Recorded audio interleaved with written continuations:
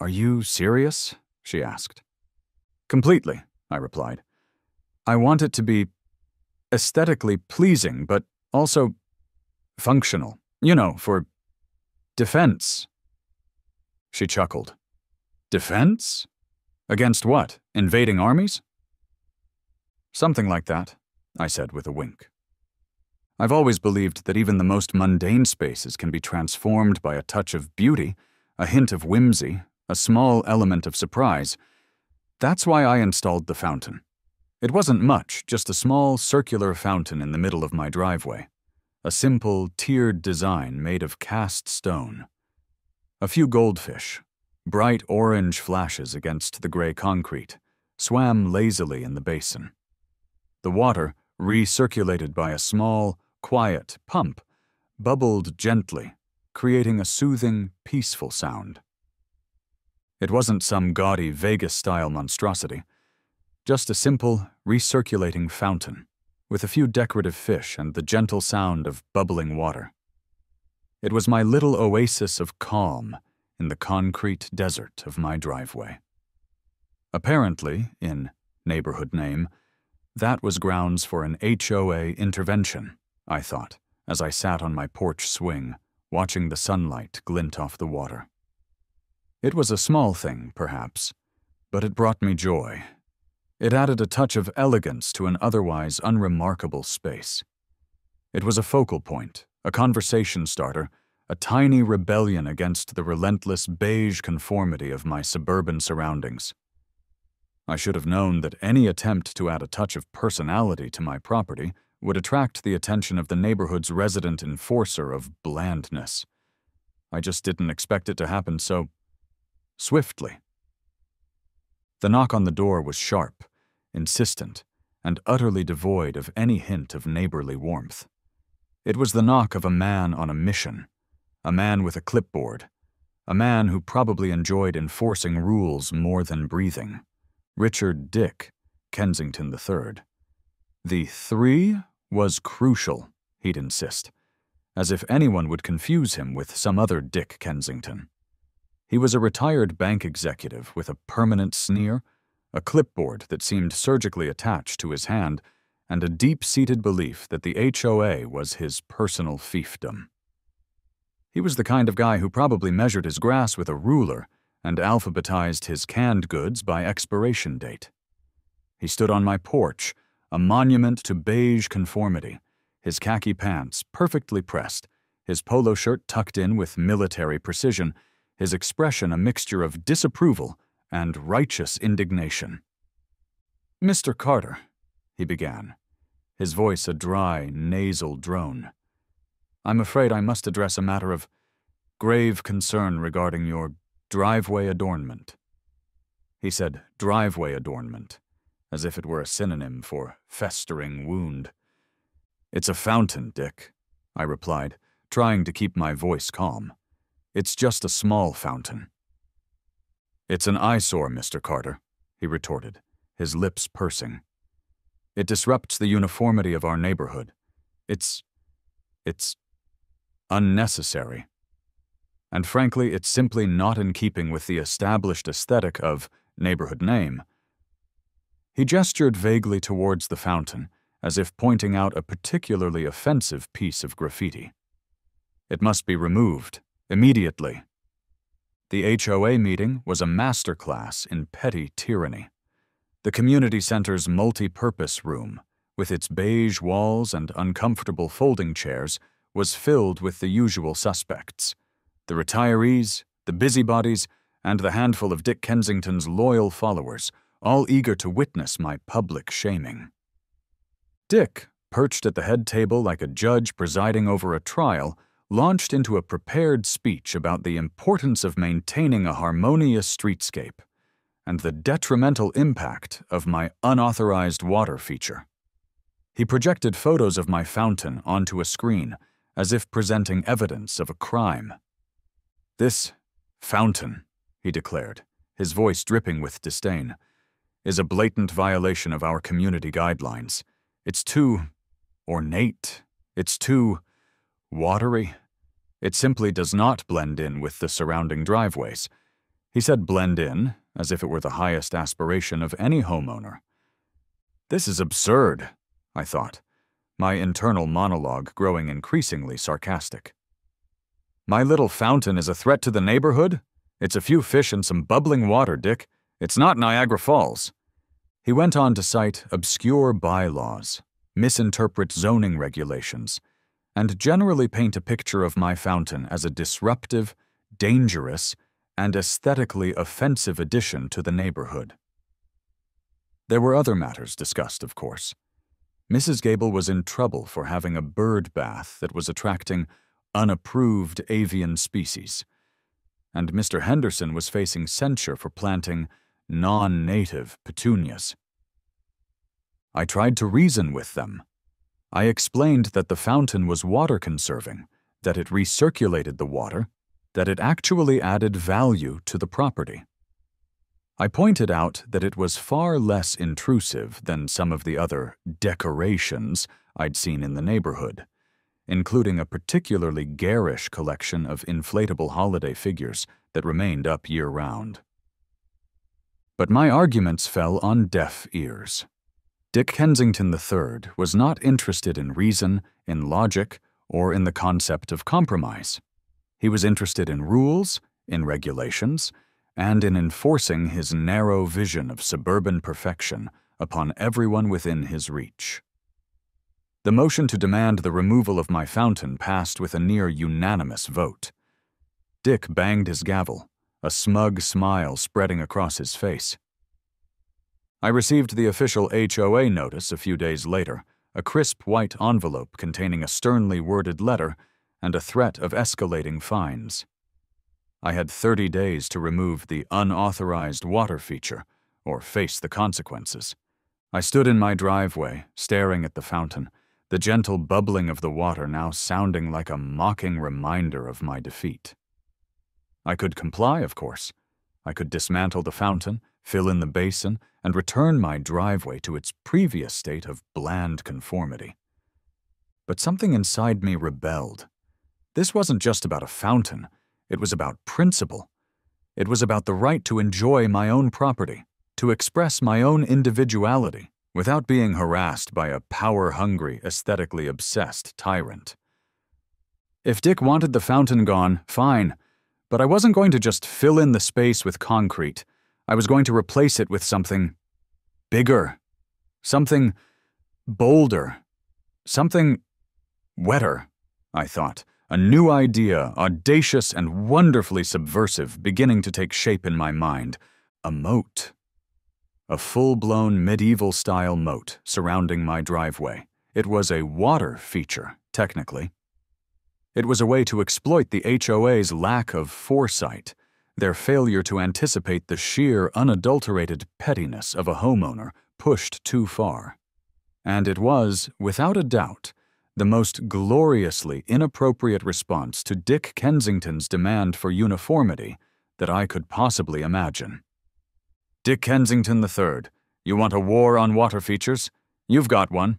Prepare to be moat-ified, I declared internally, a surge of defiant energy coursing through me. It was time to escalate. It was time to fight back. It was time to build a moat. My decision to build a moat around my driveway was not a spur-of-the-moment whim. It was a calculated act of defiance, a carefully planned escalation in my ongoing war with Dick Kensington and the HOA. And, like any good military campaign, it required research. I delved into the world of moats, researching their history, their construction, and their various defensive features. I learned about wet moats, dry moats, drawbridges, and the importance of a properly angled glacis, the sloping bank leading up to the moat. I studied diagrams of medieval castles, watched documentaries about siege warfare, and even, briefly, considered adding a portcullis to my driveway entrance. I decided against it, mostly because I couldn't figure out how to operate it remotely. My browser history went from driveway fountain ideas to medieval moat construction and are alligators legal pets in state? In record time, I chuckled, as I navigated the surprisingly vast online resources dedicated to medieval fortifications. I discovered that building a moat, while certainly unusual in a modern suburban setting, was not as complicated as I'd initially imagined.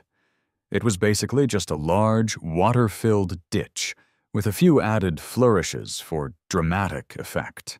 I started sketching out my plans, filling notebooks with drawings of circular moats, drawbridges, and strategically placed aquatic plants.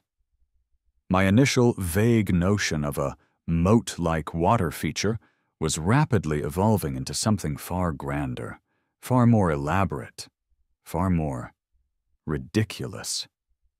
A mischievous grin spread across my face as I refined my designs. This wasn't just about replacing a fountain, it was about creating a statement, a monument to petty revenge, a watery barrier between me and the beige tyranny of Dick Kensington III. Building a moat, I quickly realized, was not a DIY project. I needed professional help. I needed someone who understood landscaping, excavation, and the intricacies of water features. I needed a landscape architect. I found a local company, Creative Landscapes, and contacted them, requesting a consultation. The owner, a woman named Sarah, a third Sarah, arrived at my house, expecting to discuss flower beds, patios, or perhaps a small pond. She was not expecting to be asked to design a moat. "A moat?" she asked, her eyebrows rising in disbelief. "Around your driveway?" "That's right," I said, trying to sound as serious and confident as possible. "A circular moat with a drawbridge, and maybe some aquatic plants, and fish, definitely fish." Sarah stared at me for a long moment, then at my driveway, then back at me. "Are you serious?" she asked. "Completely," I replied. "I want it to be aesthetically pleasing, but also functional. You know, for defense." She chuckled. "Defense? Against what? Invading armies?" "Something like that," I said with a wink. Sarah, to her credit, quickly recovered from her initial shock. She was a professional after all, and she'd clearly dealt with some unusual requests in her career. She started asking questions, taking measurements, and sketching out some preliminary ideas. She seemed intrigued by the challenge, by the sheer absurdity of the project. "This is different," she admitted. "But I think we can make it work. It'll be unique." "Unique is exactly what I'm going for," I said. And we started to plan the ultimate HOA-defying moat. The construction process was, to put it mildly, disruptive. It began with the arrival of a backhoe, a giant yellow machine that looked like it belonged on a construction site, not in the quiet, tree-lined streets of neighborhood name. The backhoe began digging, tearing up my driveway, carving out a circular trench that would soon become my moat. The noise was considerable, the dust was pervasive, and the sheer scale of the project was impossible to ignore. My neighbors, understandably, were bewildered. They'd gather at the edge of my property, watching the excavation unfold, their expressions a mixture of curiosity, amusement, and a growing sense of what on earth is going on over there. Children pointed and gasped, dogs barked, and even the teenagers, normally glued to their phones, seemed intrigued. The construction crew, initially confused by my request, now seemed to be enjoying the project, taking pride in their creation of the most unusual water feature in suburban history. Dick Kensington, of course, was apoplectic. He'd storm over, his face a mask of fury, and demand to know what I was doing. "I'm replacing the fountain, Dick," I'd reply with a perfectly innocent smile. "Just like you asked, with another water feature." I'd emphasize the words water feature, knowing how much it would irritate him. I made absolutely sure to mention as many times as possible how much better this new water feature was. "It looks like you're digging a hole," he'd sputter. "It's for drainage," I'd say vaguely. "And aesthetic enhancement. It's all very zen." His eye twitches were becoming legendary. He knew I was up to something, but he couldn't quite figure out what. And that, of course, was the beauty of the plan. With the moat excavated, lined, and filled with water, it was time for the finishing touches, the details that would transform a simple ditch into a truly magnificent and ridiculous work of suburban art. First, I added the fish. Not just any fish, of course, but a school of vibrant, shimmering koi, imported from a specialty breeder. They darted through the water, their scales flashing in the sunlight, adding a touch of elegance and serenity to my otherwise medieval-themed creation. Next came the plants. I chose lush, tropical varieties, creating a miniature jungle around the edges of the moat, a vibrant contrast to the beige conformity of the surrounding houses. I added water lilies, their delicate blooms floating on the surface, and a few strategically placed papyrus plants for a touch of exotic flair. And then, of course, there was the drawbridge, a small wooden structure spanning the moat and leading to my front door. It was mostly decorative, but it did actually lift up and down, thanks to a cleverly concealed electric winch. I wasn't about to haul it up and down by hand every time I wanted to leave the house. But the final crowning touch, the detail that truly elevated the project to a new level of absurdity, was the gondola. A tiny, one-person gondola painted a bright, cheerful red and complete with a miniature oar. It was utterly impractical, completely unnecessary, and absolutely perfect.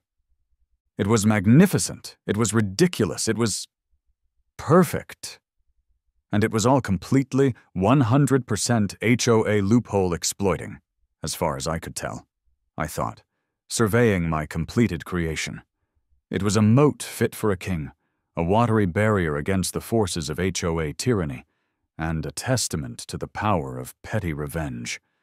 And I couldn't wait to see Dick Kensington's reaction. The unveiling of my driveway moat was a moment I'd been eagerly anticipating, and Dick Kensington's reaction did not disappoint. I'd made sure to complete the final touches, the placement of the koi, the positioning of the gondola, the raising of the drawbridge, just before Dick's usual afternoon inspection of the neighborhood. He rounded the corner, his clipboard clutched tightly in his hand, his eyes scanning for any sign of violation, any hint of nonconformity. And then he saw it. My house. Or rather, my moat. He stopped dead in his tracks, his jaw dropping, his eyes widening in a mixture of horror and disbelief.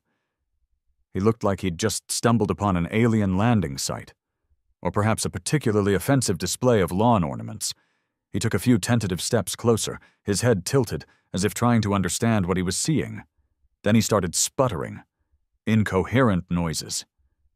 Finally, he found his voice. This is unconscionable, he shrieked, his voice cracking with rage. He stormed towards my house, carefully navigating the drawbridge, which I'd partially lowered just for him, his face a shade of purple that I'd previously only seen on overripe eggplants. "You've turned your driveway into a medieval swamp. It's an abomination." I emerged from behind a strategically placed palm tree, a picture of calm, unruffled composure. "Good afternoon, Dick," I said, my voice dripping with feigned politeness. "I see you've noticed my new water feature. What do you think? I was going for a historically inspired look." "It's a moat," he roared, his voice reaching a pitch that could shatter glass and probably set off car alarms. "With a drawbridge and is that a gondola?" He pointed a trembling finger at the tiny red gondola, bobbing gently in the water. "It's for recreational purposes, Dick," I explained gently. and for transporting groceries. Very efficient. Saves me from having to carry heavy bags across the, driveway. And, of course, enhances security. As you know, the HOA is keen to promote secure properties. I gestured towards the moat, the koi swimming peacefully beneath the surface, the drawbridge slightly raised, a picture of serene defiance. Besides, I added with a pointed look, you did say no fountains, plural. This is one very large water feature. Watching Dick's face contort with rage and disbelief was more satisfying than any bubbling fountain could ever be, I thought, struggling to suppress a laugh. He was practically vibrating with fury, his perfectly pressed khakis seemingly on the verge of spontaneous combustion. It was a performance for the ages, a meltdown of epic proportions. Dick, predictably, called an emergency HOA meeting, demanding the immediate removal of my aquatic monstrosity. He envisioned a swift condemnation, a unanimous vote to dismantle my moat, a restoration of order, and beige to Sunridge Estates. He was, as usual, in for a rude awakening. The meeting, held in the same beige-walled community center room, was a scene of utter chaos. Dick, looking increasingly frantic and disheveled, presented a PowerPoint presentation titled, "Why Moats Are a Danger to Suburban Living." The presentation was a masterpiece of fear-mongering and hyperbole, filled with blurry photos of my moat, exaggerated claims about its structural instability, and a series of increasingly unlikely scenarios. Slide 1, Moats attract undesirable wildlife, with a picture of a cartoon alligator. Slide 2, Moats are a drowning hazard for children and pets, with a picture of a stick figure falling into a moat. Slide 3, Moats decrease property values and destroy the neighborhood aesthetic, with a picture of my house, looking surprisingly majestic with its moat, next to a picture of a perfectly manicured, utterly boring beige house. Slide 4, Moats are a breeding ground for mosquitoes. His arguments were met with a mixture of skepticism, amusement, and outright hostility. The other HOA members, it turned out, were not as enthusiastic about banning moats as Dick had hoped. Some were secretly impressed by my audacity. Others were simply tired of Dick's constant complaining. And a few, I suspected, were secretly hoping I'd invite them over for a gondola ride. While Dick fumed and plotted, the rest of the neighborhood was embracing my moat with open arms. What had started as a source of curiosity and amusement quickly became a point of local pride, a quirky landmark, a symbol of Sunridge Estates' slightly rebellious spirit. Families would stroll by in the evenings, admiring the koi fish, the lush tropical plants, and the mostly decorative drawbridge. Children would pretend to be knights, defending the castle from imaginary invaders. Teenagers started using the moat as a backdrop for their social media posts, posing in front of it, striking dramatic poses, and generally adding to the growing legend of the driveway moat. Even some of the older residents, the ones who'd initially sided with Dick, started to come around, admitting that the moat was rather attractive and added a certain je ne sais quoi to the neighborhood. And then, the ultimate betrayal, for Dick at least. A neighbor, Mrs. Gable, of previous Petunia and wind chime fame, approached me with a request. "My grandson, Timmy," she said, "is having a pirate-themed birthday party next week, and he's absolutely obsessed with your moat. Would you mind if we used it for the party?" Of course, I agreed. How could I refuse? The thought of a group of children, dressed as pirates, swarming around my moat, searching for buried treasure, which I would, of course, provide, was too delightful to resist. It was the final glorious nail in the coffin of Dick Kensington's anti-moat campaign. The final crushing blow to Dick's authority came as it often did from the media. The local newspaper, the Sunridge Estates Gazette, ran a front-page story about my driveway moat, titled "Suburban Moat, Architectural Wonder or HOA Nightmare." The article described the moat in glowing terms, highlighting its unique design, its eco-friendly features. The koi fish, apparently, were excellent for mosquito control, and its surprisingly calming effect on the neighborhood. And then it went viral. Someone posted a picture of the moat on social media, and it exploded. Thousands of likes, shares, comments, and retweets. People were fascinated by the story, by the sheer audacity of building a moat to spite an HOA president. Local news outlets picked up the story, then national news outlets, then international. My driveway moat became a global phenomenon, a symbol of rebellion, a testament to the power of creative pettiness, and a surprisingly popular tourist destination. The online comments were a goldmine of amusement. "This is the most epic HOA takedown I've ever seen," one user wrote. "Give this man a medal," declared another. "I want a moat," a third commented. The local historical society contacted me. They didn't have any specific historical grounds, but felt the moat was a whimsical tribute to medieval architecture, and wanted to add it to their list of interesting local buildings. Dick Kensington, meanwhile, was reportedly fuming, issuing increasingly desperate pronouncements about the decline of Western civilization and the urgent need to restore order and beige to Sunridge Estates. But nobody was listening. The moat had won, and Dick Kensington had lost. Big time. Dick Kensington, fueled by a potent mixture of rage and humiliation, did not go down without a fight. He attempted, with the fervor of a drowning man clinging to a beige-colored life raft, to rally the remnants of his HOA forces against my moat. First, he tried to pass new rules, retroactive rules, specifically banning moats, drawbridges, and any other medieval-themed water features within Sunridge Estates. But it was too late.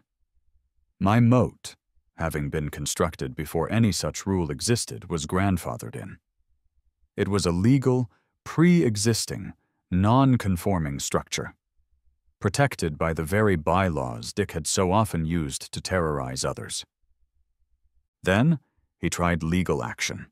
He threatened to sue me, to sue the landscape architect, to sue even the koi fish, if necessary. But his lawyer, the ever-patient Mr. Henderson, informed him, in no uncertain terms, that he didn't have a legal leg to stand on. My permits were in order, my construction was up to code, and my moat, however ridiculous, was perfectly legal. Finally, in a last-ditch effort, he appealed to the city, claiming that my moat was a public safety hazard, a drain on city resources, and an aesthetic blight on the community. But the city, far from condemning my creation, actually embraced it. They saw the moat as a quirky, unique attraction, a potential tourist destination, and a testament to the city's slightly exaggerated commitment to artistic expression.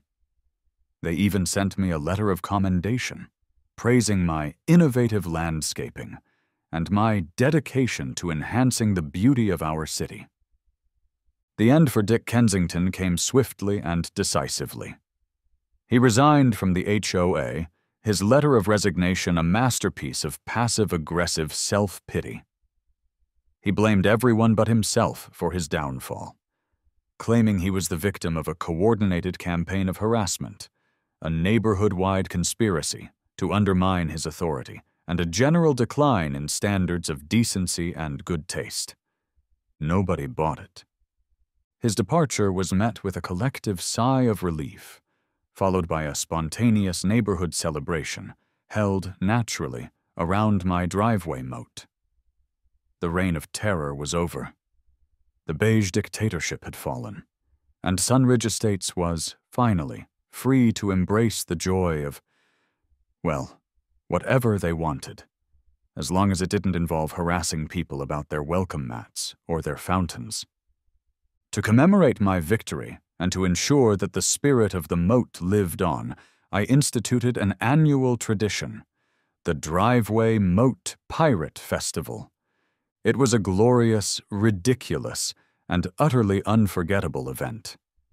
Neighbors dressed up as pirates, knights, and medieval peasants. We held mini canoe races in the moat, using the gondola and a few inflatable rafts. We had a treasure hunt for the kids, with clues hidden around the neighborhood and a grand prize of a plastic, gold-plated doubloon. The local bakery, always eager to capitalize on a local trend, created Moat cakes, miniature chocolate cakes shaped like castles and decorated with edible blue frosting water. We even had a best-dressed pirate contest, judged by a panel of slightly bewildered local dignitaries. It was a celebration of community, a testament to the power of creativity, and a giant, collective screw you to Dick Kensington and his beige-loving tyranny. It was also, I have to admit, a lot of fun. The Pirate Festival became a beloved neighborhood tradition, a yearly reminder that even in the most restrictive of environments, a little bit of imagination and a whole lot of pettiness can go a long way. With Dick gone, the HOA was a shell of its former self. Most residents simply ignored it, and it withered. Any attempts to enforce old rules were met with mockery, and people started doing what they wanted with their homes. And so I remained, the unlikely lord of my driveway moat, the accidental champion of suburban freedom. My house, once just another beige box in a row of beige boxes, was now a landmark, a symbol of victory, a testament to the power of creative landscaping. It was a warm summer evening. I was standing on my, now slightly famous, driveway, lowering the drawbridge for the night, a purely theatrical gesture, but one I enjoyed immensely. The koi fish were swimming lazily in the moat, the tropical plants were swaying gently in the breeze, and the tiny gondola was bobbing serenely on the water. A new neighbor, a young couple who'd just moved in down the street, walked by. "Excuse me," the woman said. "We're new to the neighborhood. We were just wondering, what's the deal with the moat?" I smiled. "It's a long story," I said, "but the short version is I had a disagreement with the HOA about a fountain." They laughed, intrigued. "Well," the man said, "it's certainly unique." "It is," I agreed, "it is." Who knew that a driveway fountain and a burning desire for revenge could lead to all this? I guess sometimes you just gotta build a moat to find your peace, I thought, as I watched the sunset paint the sky in shades of orange and purple, reflecting beautifully off the still water of my moat. I raised my imaginary glass in a silent toast. To the driveway moat of neighborhood name, may it forever stand as a monument to the triumph of creative landscaping over conformity, and a warning to all future HOA tyrants.